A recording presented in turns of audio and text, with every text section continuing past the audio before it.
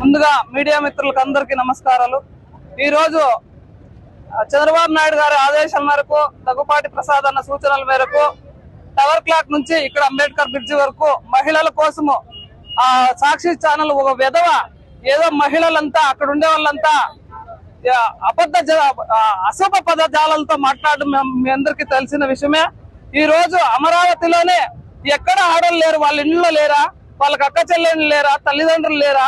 ఆయన అట్లా పోతే మరి ఆ సజ్జల అంటారు రాత్రి న్యూస్ లో ఏం సంబంధం ఉంది, ఏం తప్పు చేసినారు, ఏమి ఇది చేస్తారని కళ్ళు కనపడలేదా వాళ్ళకి అని మేము ఈ విధంగా ప్రశ్నిస్తున్నాము।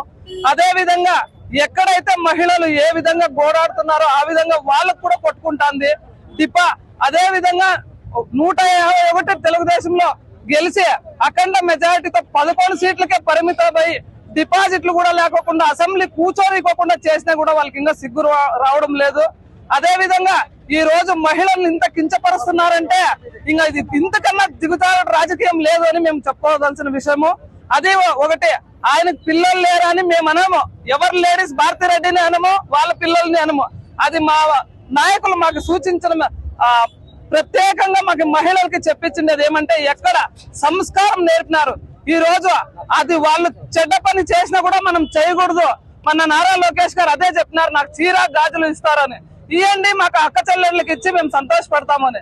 అదే విధంగా వాళ్ళు చెప్పిన విధంగా మేము డిబేట్ లో కూర్చొని నీ పెళ్ళాము, నీ చెల్లి, మీరు ఎవరెవరు ఏ నాయకులు ఉన్నారో వాళ్ళందరికీ మేము కూడా అనొచ్చు ఆడాలని। ఎందుకు అనలేకపోతున్నామంటే ఒక సభ్య సమాజం అనేది మాకు అడ్డొస్తుంది, మా నాయకుడు అది మాకు నేర్పినారు।